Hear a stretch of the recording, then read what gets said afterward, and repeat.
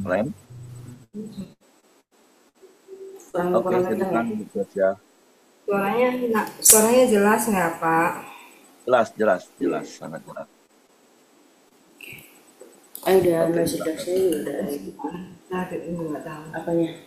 Yang seorang tua ya. Enggak. Hah? Enggak Dulu. mau. Oke, sudah bisa mulai, Bu. Iya, ya.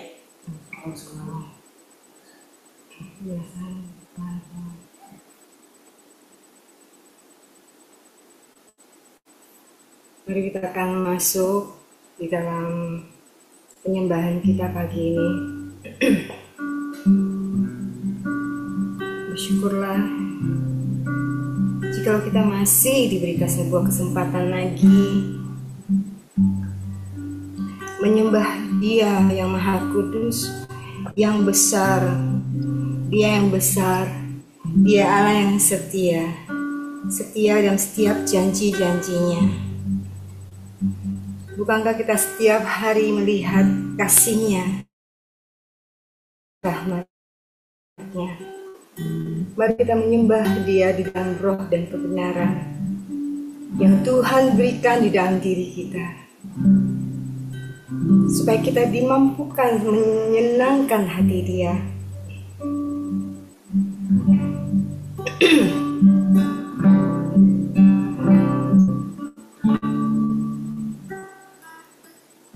Besar setiamu, Allah Bapakku, besar anugerahmu, melimpahlah,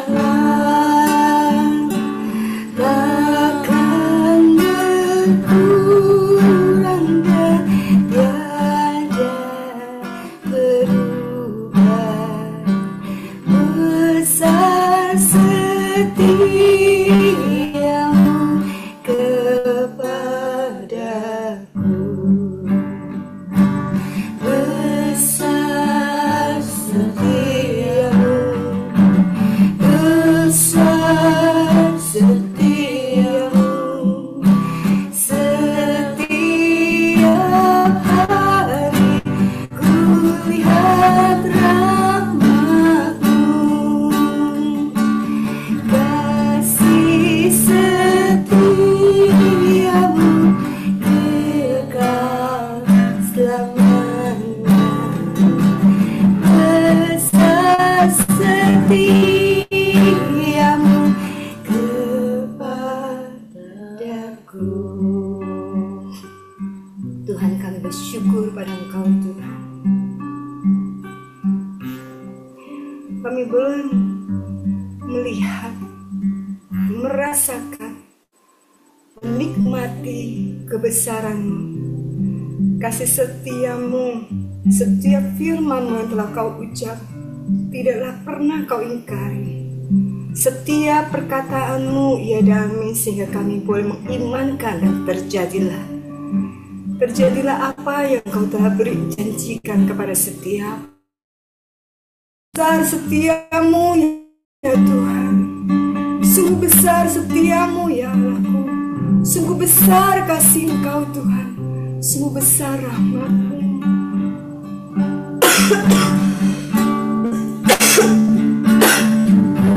Besar setiamu Allah Bapakku, besar anugerah-Mu, melimpahlah, takkan berkurang dan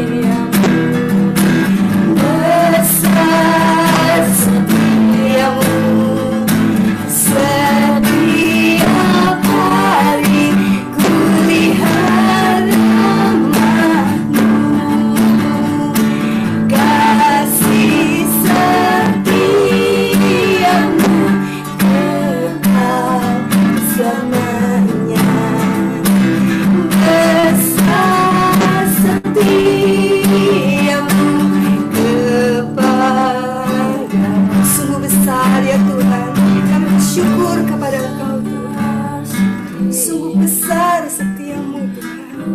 Besar kasih Engkau, pagi ini kami datang Tuhan. Kami diberi kesempatan lagi boleh menyebut Engkau Allah kami, Bapa kami yang baik. Sungguh Engkau baik, sungguh Engkau baik dan baik, karena kasih setia Engkau Tuhan. Kehormatan bagi kami ya Tuhan, sungguh kehormatan bagi kami boleh menyembah Engkau di hadapan Engkau yang maha besar, maha setia ya Tuhan. Kami boleh menyebut Engkau Tuhan Bapa, syukur kepada Engkau Tuhan atas cinta-Mu kepada kami. Pujilah Engkau Tuhan.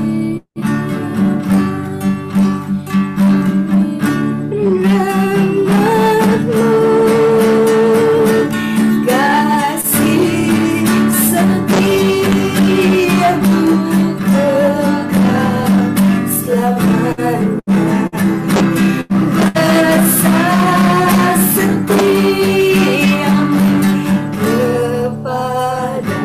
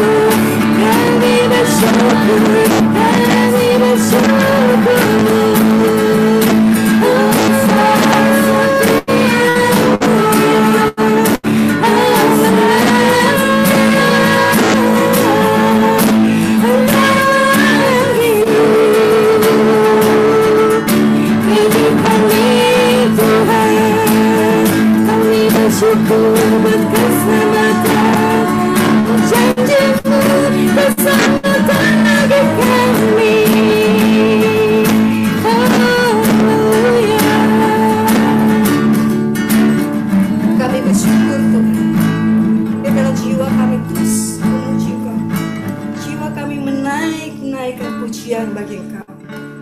Jiwaku memuji Engkau Tuhan. Maka jiwaku memuji-Mu.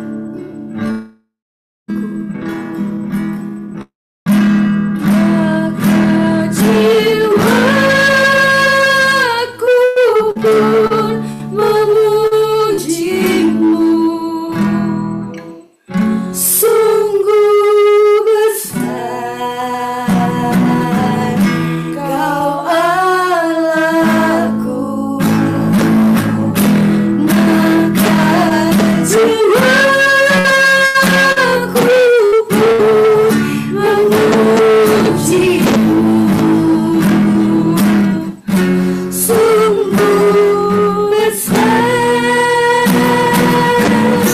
Kau Allahku, bila kulihat bintang gemerlap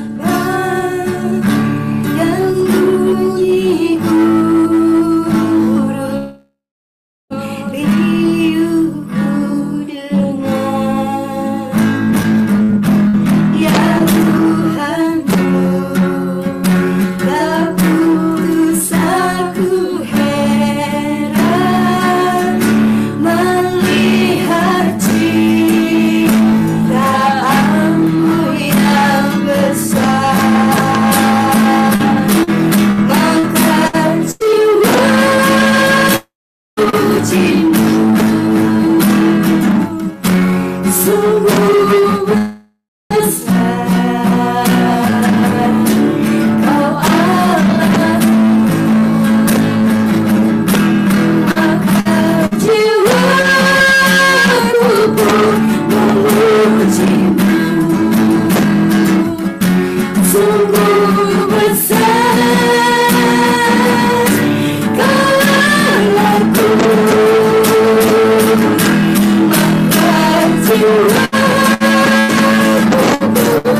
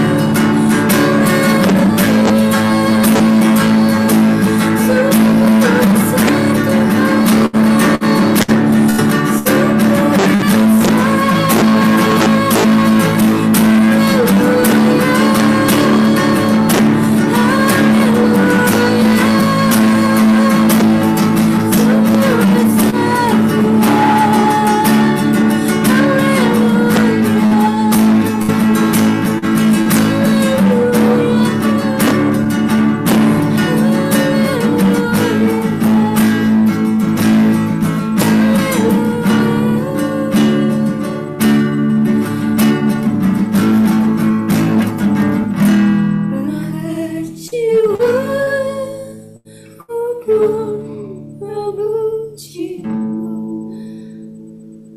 sungguh besar Kau Allahku, maka jiwaku pun memujimu, sungguh besar Allahku.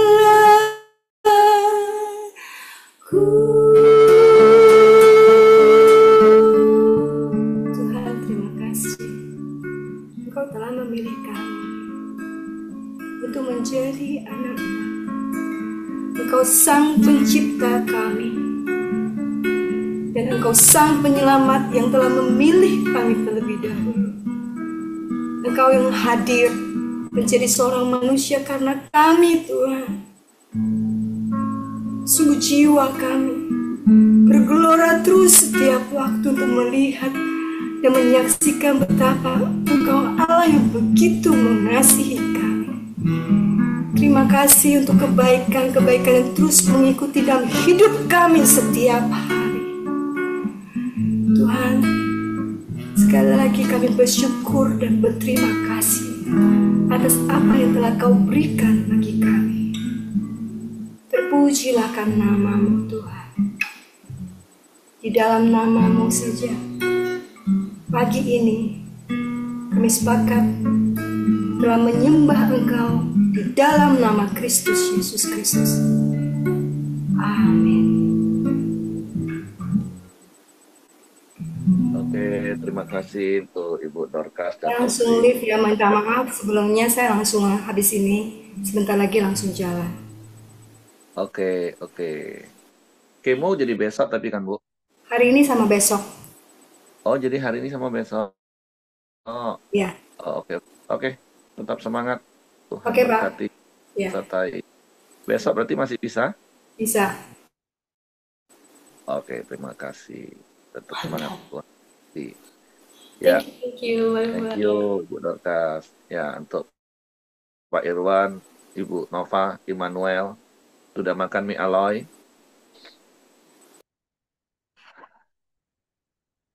Ya, Tuhan sampai perjalanan sampai Malang, pergi pulang dalam perlindungan Tuhan.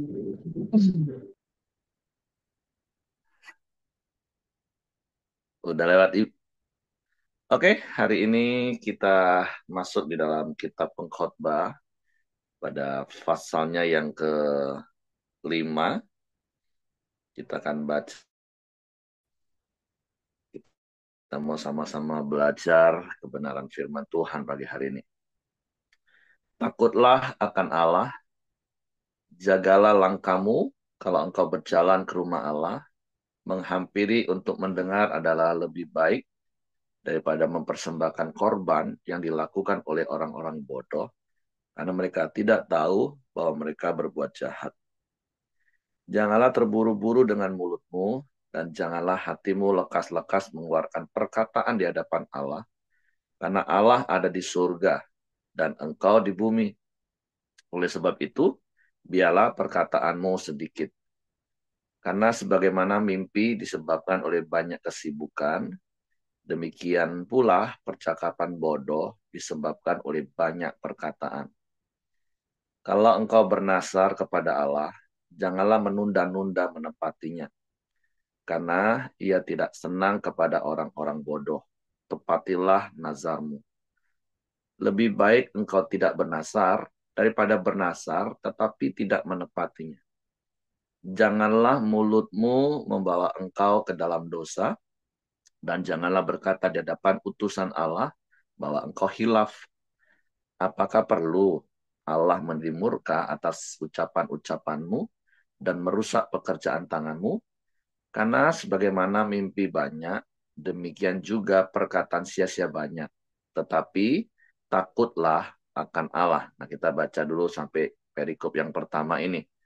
Ini ada buah nasihat yang tentu harus kita perhatikan dengan sungguh-sungguh di dalam hidup ini, baik itu berkaitan dengan Tuhan dan juga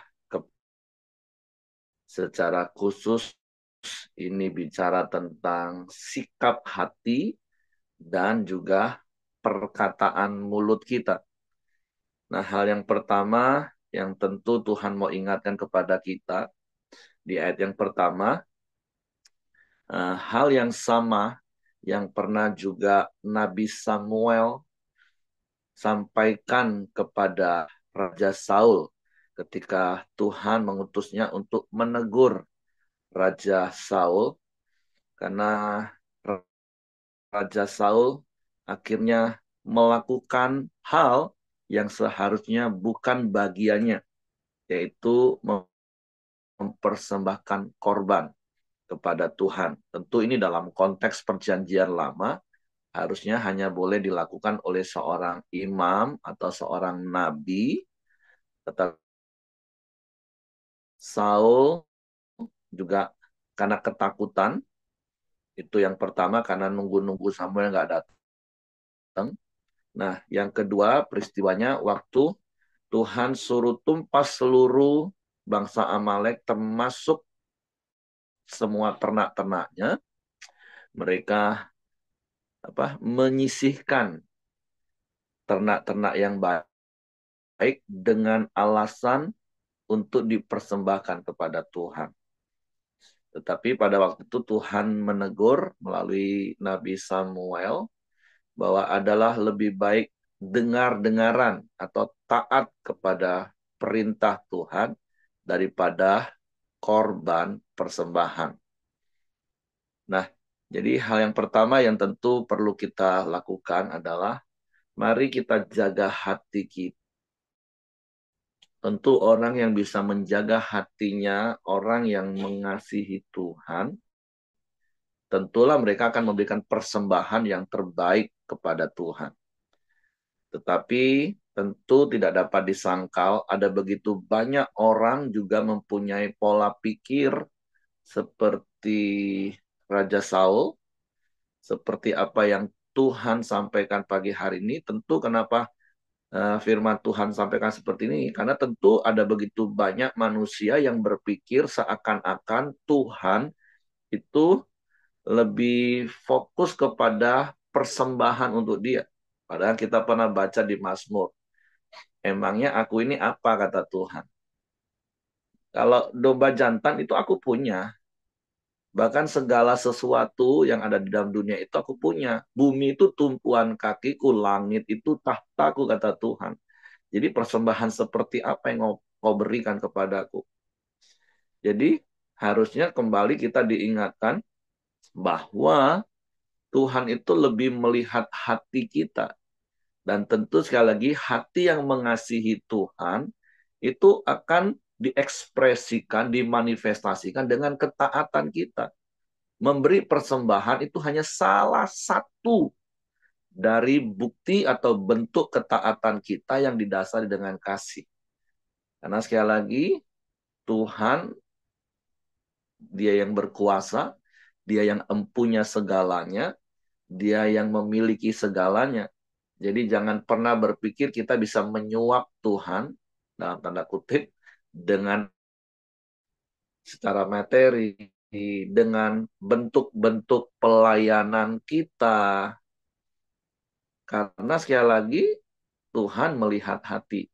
Walaupun tentu sekali lagi saya mau katakan, orang yang hatinya mengasihi Tuhan, pasti akan diekspresikan dalam ketaatan, akan diekspresikan dalam kesungguhan melayani Tuhan. Jadi ini prinsip mendasar kekristenan kita yang harus kita pegang teguh. Jadi jangan pernah berpikir karena kita taat melakukan firman Tuhan, kita punya hak untuk menuntut Tuhan. Tuhan nggak perlu kita tuntut Bapak Ibu. Ketika kita melakukan firman, otomatis janji Tuhan itu akan digenapi dalam hidup kita.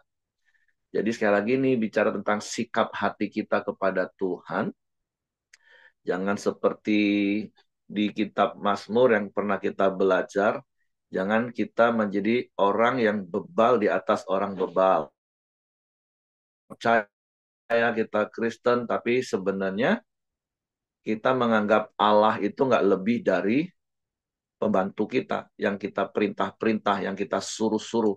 Terus kita berpikir kita punya hak untuk memerintah Tuhan karena kita pikir kita sudah melakukan firman-Nya, kita udah rajin berdoa, kita sudah setia melayani Dia. Itu yang harus kita pikiran yang menyesatkan kita. Karena kalaupun kita bisa melayani hari ini semua karena anugerah Tuhan. Kalau kita bisa memberi yang terbaik kepada Tuhan, itu pun Tuhan yang sudah lebih dahulu memberi kepada kita. Jadi sekali lagi lebih baik menghampiri Tuhan itu dengan sikap hati untuk taat mendengar apa yang Tuhan mau sampaikan kepada kita. Nah, terus yang kedua berkaitan dengan Tuhan juga jangan terburu dulu dengan mulutmu. Ya, bicara tentang nazar, tentu mungkin sekarang sudah sangat jarang ya kita dengar orang bernazar. Nah, kalau dulu beberapa puluh tahun yang lalu di antara kami di kalangan institusi kami maksudnya itu bicara tentang nazar itu rasanya udah sering dan umum didengar ya. Ketika menghadapi situasi keadaan sulit, kepepet. Nah, biasanya manusia itu mudah sekali untuk bernasar. Tuhan, kalau aku Tuhan tolong selesai masalahku ini. Tuhan, aku akan begini, begini, begini. Tuhan, kalau Engkau karunia kami seorang anak, Tuhan kami akan janji begini, begini, begini. Wah, nazar sekali lagi di beberapa puluh tahun yang lalu di kalangan kami, institusi kami yang dulu itu sesuatu yang sering. Apalagi kalau mau jadi hamba Tuhan, jadi memberikan diri untuk melayani Tuhan. Wah, itu nazar. Tapi hari ini ya Tuhan ingatkan kita, hati-hati dengan perkataan mulut kita di hadapan Tuhan. Jangan mudah dengan entengnya bernasar itu tadi. Karena kalau sikap hatinya di awal tadi salah, itu tadi dipikir Tuhan itu bisa digombalin. Seperti, maaf, contoh nih contoh ya. Sebagian besar, bukan setiap wanita, bukan semua wanita. Karena memang salah satu titik kelemahan wanita itu kan, bukan kelemahan ya, sorry. Itu kebutuhan utama wanita itu kan kemesraan. Nah, salah satu unsur kemesraan itu kan digombalin. Makanya kadang banyak wanita ngomong gini, lebih baik dia gombalin walaupun itu nipu daripada jujur tapi pahit. Tapi saya berharap para wanita di Oramdeo nggak suka ditipu untuk menyenangkan hati. Makanya ketika suamimu jujur, ngaku dosa hati dan diampunin. Ini banyak wanita lebih baik dia nggak jujur lah Pak daripada aku sakit hati dengernya. Nah, itu prinsip yang salah. Nah, tapi kadang kan memang salah satu titik kebutuhan utama wanita itu kemesraan dan salah satu unsurnya sekali saya katakan contohkan itu digombalin. Nah, Tuhan bukan seperti itu yang bisa kita gombalin dengan kata-kata manis kita sehingga akhirnya seperti banyak apa seperti lagu yang pernah kita dengar, kau yang berjanji, kau yang mengingkari. Nah, jangan seperti itu dengan Tuhan. Makanya tadi ada ayat, apakah Tuhan perlu marah? Tuhan perlu murka terhadap ucapan-ucapanmu. Nah, tapi saya percaya sih, Bapak, Ibu, kita semua bukan orang yang tipe kalau dikit-dikit mau nipu Tuhan, gombalin Tuhan dengan janji-janji manis kita. Iyalah Tuhan, nanti kalau aku diberkati Tuhan, oh, aku akan lebih sungguh-sungguh melayani Tuhan. Nah, itu manusia saja bisa ragu-ragu, apalagi Tuhan yang maha tahu, Bapak Ibu. Tuhan ngomong setia itu dalam perkara kecil. Baru nanti Tuhan percayakan perkara yang besar. Tuhan nanti kalau kau berkati aku bayar perpuluhan lah Tuhan. Oh jangan, bayarlah perpuluhan dulu. Nanti baru kau diberkati Tuhan. Wah Tuhan nanti aku kalau udah sukses, udah banyak uang, aku akan melayani Tuhan. Jangan, nanti kalau sudah sukses, usahamu tambah rame, engkau alasan sibuk.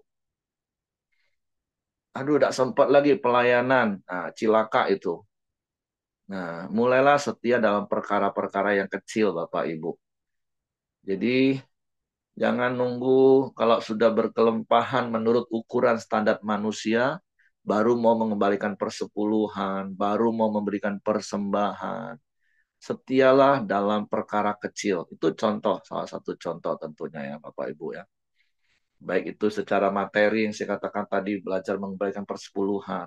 Atau jangan nunggu nanti kalau sudah mapan baru mau melayani Tuhan. Justru kalau sudah akan memberi waktu. Apalagi tahun depan kan fokus kita adalah menabur dan menuai dengan sukacita.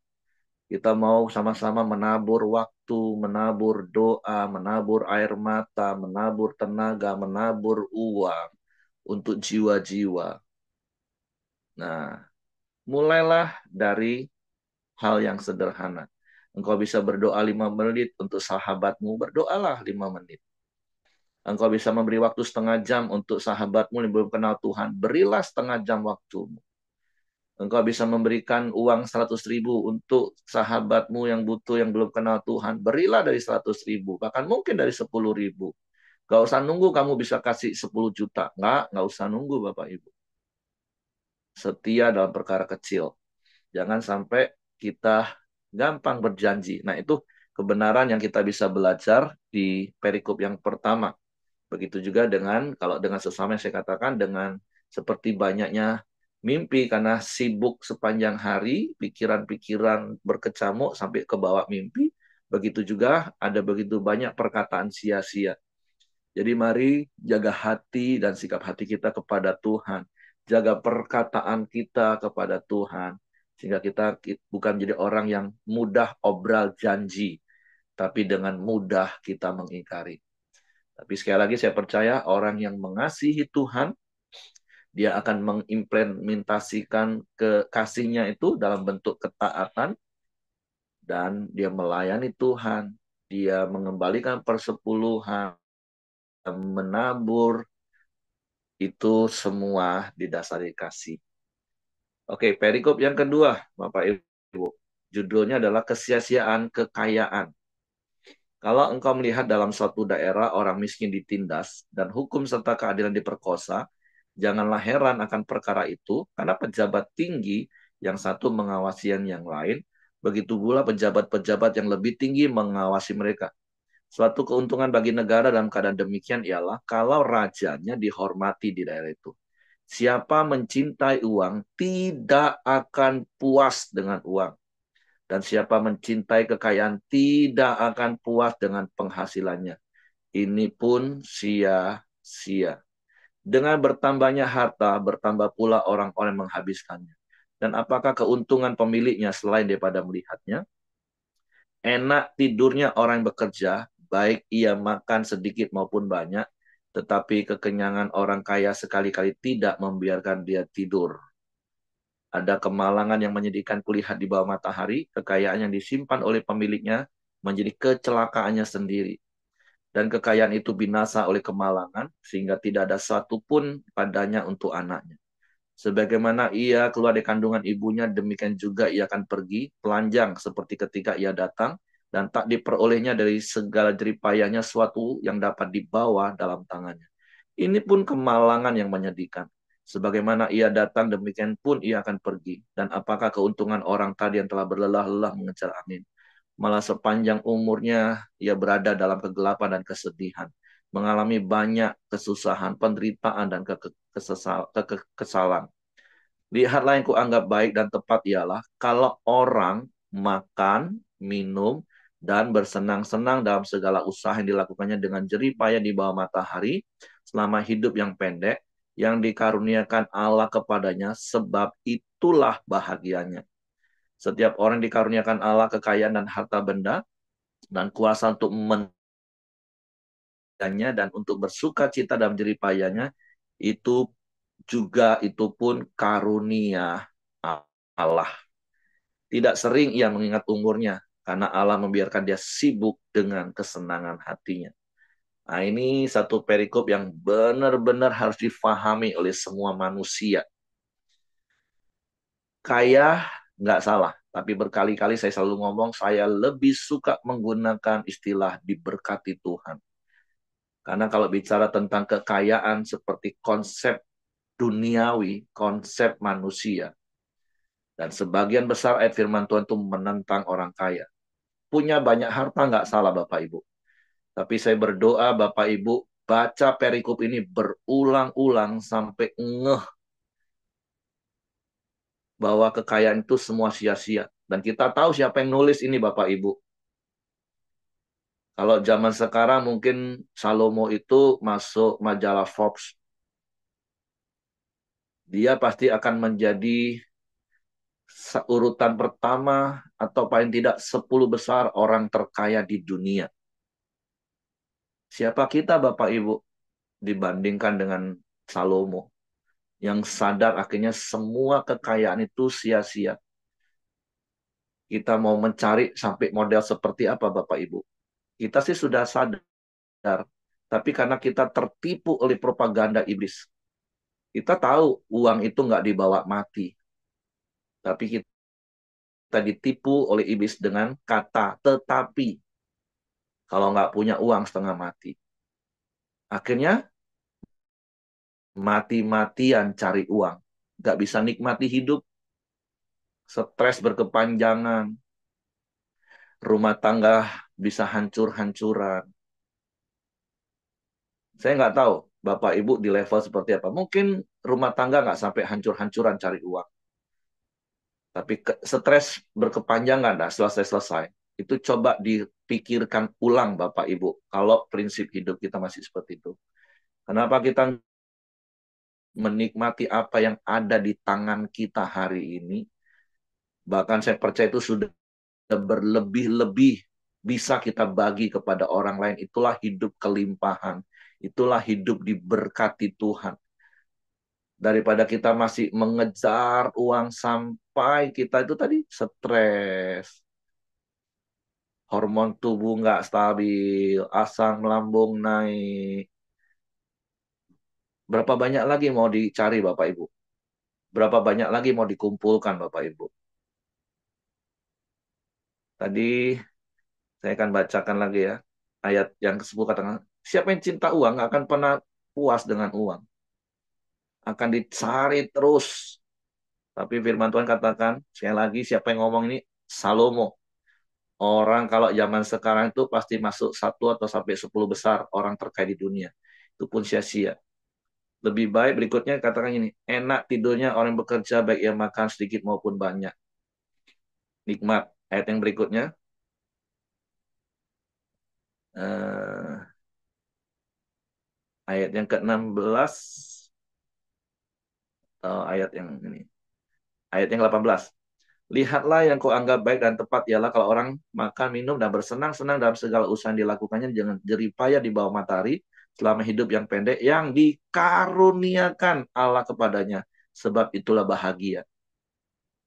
Kita bisa menikmati dengan apa yang ada pada kita, Tuhan, hari lepas hari, nggak ada lagi yang kita kejar dengan nafsu, dengan ambisi, sampai stres sendiri, sampai nggak bisa tidur sendiri.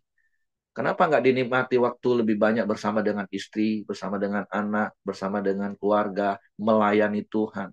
Kenapa masih mau lebih banyak menghabiskan waktu untuk cari uang yang sudah banyak kita punya hari ini? Untuk ngabisin aja udah bingung Bapak Ibu. Ya walaupun mungkin, belum Pak. Itu tadi, orang cinta uang nggak akan pernah puas dengan uang. Berapapun engkau punya. Ini sekali lagi bukan bicara tentang berapa banyak uang kita.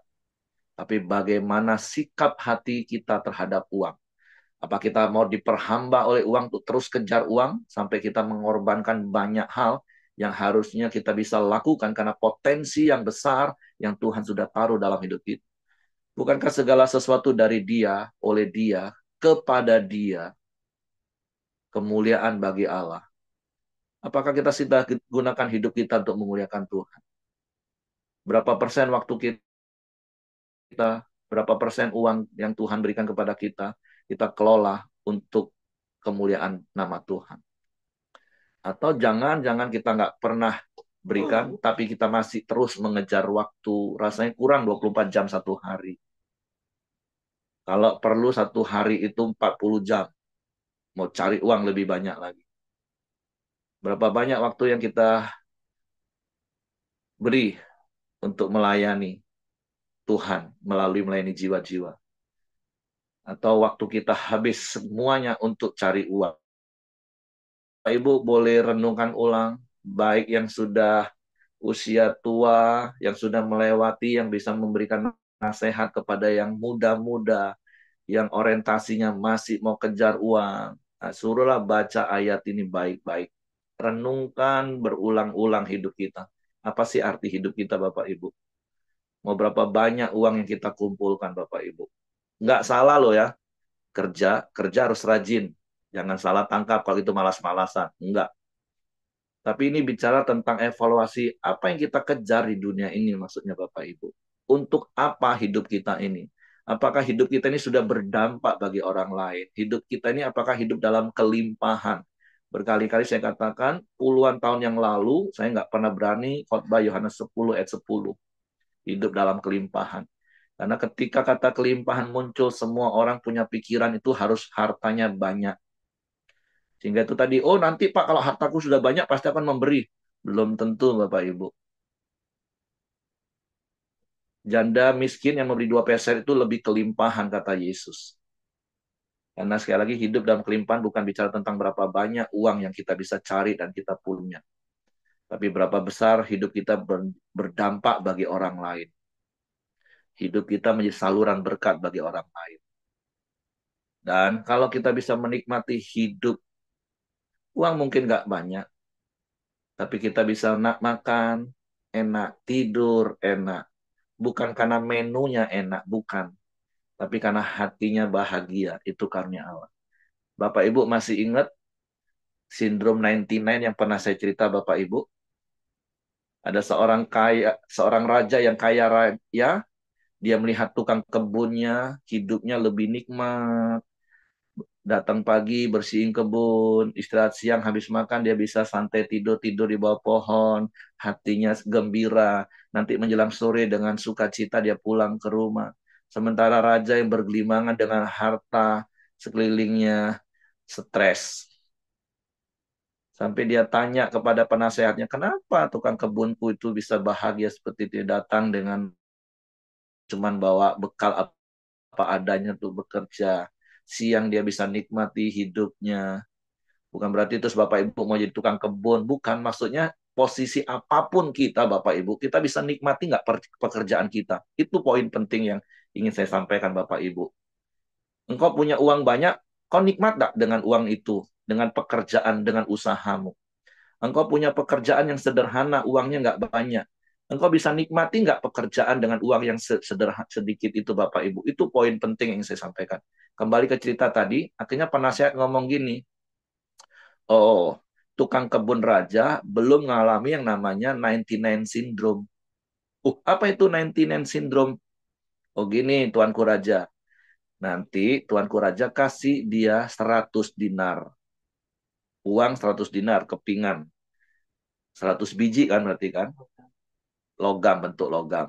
Nah, terus di petinya itu tulis 100 dinar. Tapi kasih isinya cuma 99 logam saja, 99 dinar saja Tuanku Raja. Oh, maksudnya ya nanti Tuanku Raja akan lihat. Akhirnya benar, Raja ini mengutus penasehatnya untuk memberi tukang kebunnya. Jadi sore itu ketika tukang kebunnya sudah pulang, nah utusan Raja datang ketok pintu, tok tok tok tok ke tukang kebun, ke rumah tukang kebun. Wah, kamu udah kerja baik. Ini Raja memberikan 100 dinar. Wah, untuk seorang tukang kebun 100 dinar itu sangat, sangat, sangat banyak Bapak Ibu. Wah, dia dengan sukacita dia terima. Wah, terima kasih, terima kasih, terima kasih. Begitu utusan raja putar balik, apa yang dilakukan oleh tukang kebun dan keluarganya? Segera menghitung uang itu Bapak Ibu. Bayangin nggak pernah punya uang sebanyak itu Bapak Ibu. Hitung, hitung, hitung, hitung. Lu kok 99 nih? Ah, salah hitung, salah hitung. Ah, kita nggak pernah punya banyak uang sih, makanya salah hitung. Pelan-pelan ya hitungnya ya. Pelan-pelan hitung, pelan-pelan hitung Bapak Ibu. Berkali-kali dihitung. 99 tetap Bapak Ibu. Oh, mungkin jatuh tadi. Aduh, kamu ceroboh sih. Wah, saling menyalahkan. Mulai saling menyalahkan. Mulai saling emosi. Ayo cepat cari. Hidupin lentera, hidupin pelita. Cari di semua kolong rumah. Cari semua. Wah, jadi ribut gara-gara 1 dinar. Akhirnya nggak ketemu juga setelah berjam-jam Bapak Ibu. Wah, sudah mulai lelah, udah capek, mulai emosi. Oh, jangan-jangan utusan ini nih. Ah, mulai asumsi lagi. Jangan-jangan utusan tadi ambil. Atau jangan-jangan jatuh di perjalanan. Sepanjang perjalanan dari rumah dia ke istana, mereka mulai cari. Berapa banyak rumah tangga model seperti itu Bapak Ibu? Ribut, berantem karena uang. Yang nggak banyak sebenarnya. Akhirnya besok paginya, tukang kebun ini kerja beda. Nggak seperti sebelumnya ceria. Tidur. Dan raja langsung lihat, kenapa tukang kebun berbeda hari ini ya? Dan penasehat raja ngomong gini, itulah 99 syndrome. Saya nggak tahu apakah Bapak Ibu juga kena 99 syndrome Bapak Ibu. Nggak bisa tidur, kuyu, stres, uring-uringan, berantem, marah, hanya kejar uang.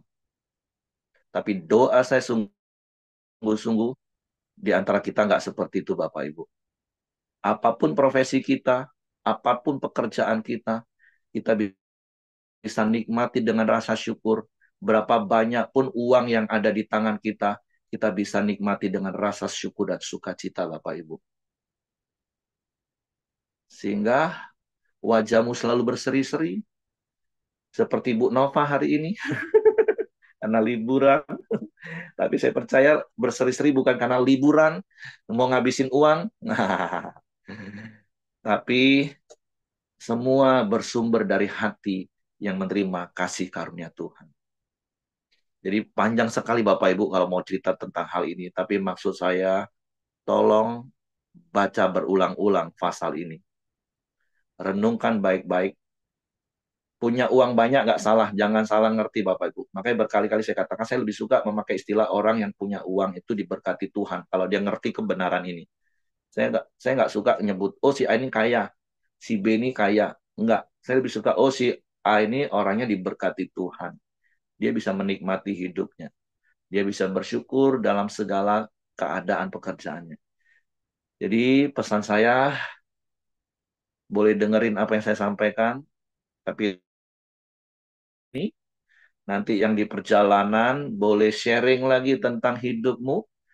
Apakah engkau kena sindrom 99 hanya gara-gara mau kejar uang yang cuma 1 dinar, engkau berantem suami istri, engkau berantem dengan sesama karyawan, engkau stres nggak bisa tidur semalaman mikirin besok jatuh tempo giromu. Untuk apa hidup capek seperti itu Bapak Ibu? Tapi bisa makan enak, bisa tidur enak, menikmati apa yang Tuhan percayakan, mau sedikit banyak ukuran itu nggak masalah. Ketika hati kita mengalami kasih karunia Tuhan. Oke, karena waktu juga Bapak Ibu, sebenarnya banyak sekali kita bisa diskusikan. Kalau udah pada liburan, boleh sih kita lanjut diskusinya Bapak Ibu. Kita ngobrol tentang hal yang banyak orang ngomong, kalau soal duit jangan disinggung Pak, sensi. Oh enggak, 70% perumpamaan Yesus itu tentang uang Bapak Ibu. Gereja harus berani ngomong tentang uang. Sampai jemaatnya benar-benar ngerti tentang keuangan itu. Oke, itu saja. Kalau enggak, nanti saya nggak selesai-selesai ngomongnya. Tapi kalau ada yang mau ngomong, cerita, silakan Bapak Ibu. Tapi sekali lagi nasihat saya, baca berulang-ulang perikop ini. Sampai ngeh bener. Supaya Bapak Ibu bahagia. Oke, silakan Heng. Mari kita masuk dalam doa kita. Silakan kau ini nanti ditutup sama Pak Heri. Ya, shalom semua. Mari kita masuk dalam doa kita pagi hari ini. Bapak, terima kasih pagi hari ini Tuhan, kami boleh terus bersama-sama memuji, memuliakan nama Tuhan. Pagi hari ini Tuhan, kami boleh mendengarkan kebenaran firman-Mu, bila kebenaran firman-Mu Tuhan, terus mengajari hidup kami Tuhan. Kami boleh belajar pagi hari ini untuk menjadi pendengar yang baik Tuhan, menjadi pendengar yang taat, melakukan setiap apa yang Kau perintahkan dalam setiap kehidupan kami Tuhan. Kami juga bersyukur Tuhan, Engkau memberi kami kasih karunia Tuhan, untuk menikmati setiap berkat-berkat yang Kau berikan dalam setiap kehidupan kami. Sehingga Tuhan, kami boleh bersuka cita dalam setiap kehidupan kami. Sehingga hidup kami boleh memuliakan nama-Mu, dan lewat hidup kami, orang lain boleh mengenal Engkau. Terima kasih Tuhan Yesus, kami berkati Bang Pak Heri, sudah mendengarkan, menyampaikan kebenaran firman. Tuhan, Engkau semakin hari semakin memakai hidupnya untuk menjadi berkat bagi banyak orang Tuhan. Berkati Pak Heri dan keluarganya Tuhan. Sertai dan tuntun hidupnya Tuhan untuk terus menjadi berkat bagi banyak orang. Kami juga serahkan Tuhan Pak Heri yang dalam perjalanan liburannya Tuhan bersama keluarga dan teman-teman Tuhan. Kau menuntun dan membimbingnya Tuhan. Kami menyertai sukacita dan damai sejahtera-Mu menyertai setiap perjalanan. Kau juga berkati Tuhan pagi hari ini setiap teman-teman kami yang sedang liburan Tuhan. Tuhan sertai perjalanan mereka semua Tuhan. Biarlah mereka boleh menikmati perjalanan bersama keluarga, menikmati setiap kasih karunia yang Kau berikan kepada mereka semua Tuhan. Terima kasih juga Tuhan Yesus, pagi hari ini juga kami berdoa buat Ibu Dorcas Tuhan, akan menjalani kemoterapi Tuhan, Kau pimpin, Kau tuntun Tuhan. Ya lewat semuanya Tuhan, nama-Mu dipermuliakan setiap kehidupannya Tuhan. Dan dia terus menjadi berkat dalam setiap pelayanan-pelayanan yang dia lakukan Tuhan. Terima kasih Tuhan Yesus, pagi hari ini juga kami berdoa buat bangsa dan negara kami Indonesia. Tuhan berkati, Tuhan berikan keamanan dan kesejahteraan-Mu buat bangsa dan negara kami Indonesia. Kami juga berdoa buat setiap pemimpin-pemimpin bangsa kami Tuhan. Mulai dari presiden, para menteri dan stafnya Tuhan. Gubernur, bupati dan wali kota dan seluruh jajarannya Tuhan. Engkau taruhkan roh yang takut akan Engkau. Sehingga mereka boleh memimpin bangsa kami ini Tuhan dengan keadilan dan kebenaran. Terima kasih Tuhan Yesus. Kami juga bersyukur buat hasil bumi dan hasil alam yang melimpah yang Kau sediakan buat negara kami. Biar itu semua boleh dikelola untuk kesejahteraan rakyat Indonesia. Terima kasih. Serahkan doa-doa kami dalam tangan-Mu pagi hari.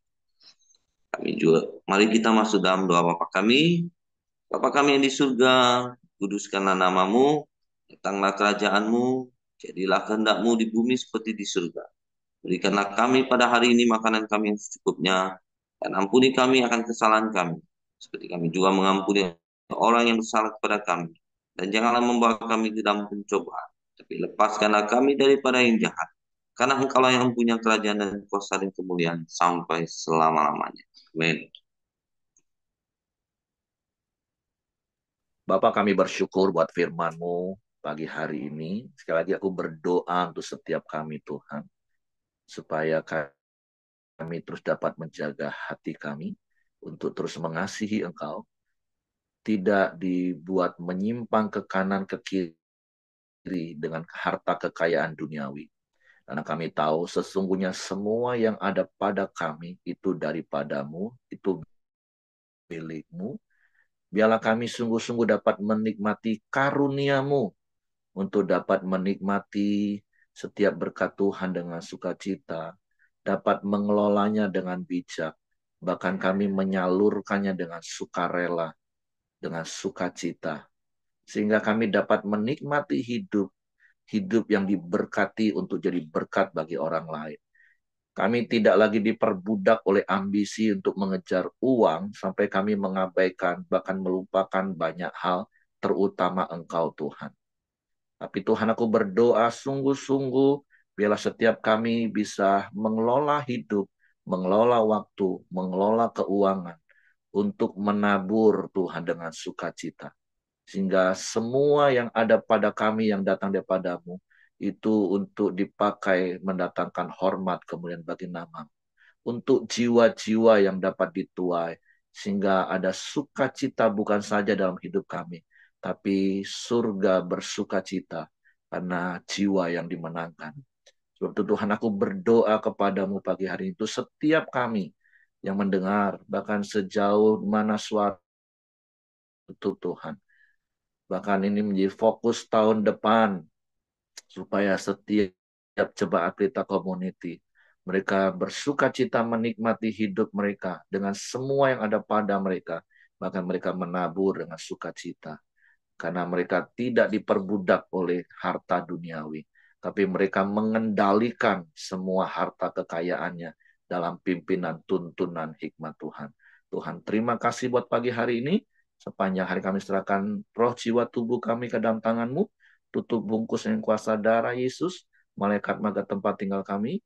Menyertai keluar masuk kami dalam seluruh aktivitas dan perjalanan kami. Dan Engkau dipermuliakan. Terpujilah nama-Mu, biarlah kasih karunia Bapa, damai sejahtera dari Yesus Kristus, serta pimpinan persekutuan Roh Kudus menyertai kita sekalian mulai hari ini sampai Maranatha, dia Yesus datang kali yang kedua. Di dalam berkat nama Tuhan Yesus Kristus. Haleluya. Amin. Semangat pagi. Tuhan memberkati. Ya, nanti masing-masing boleh diskusi, suami istri, yang satu rombongan. Oke, ya kan? Kenapa kok? Itu akhir tutup tahun apa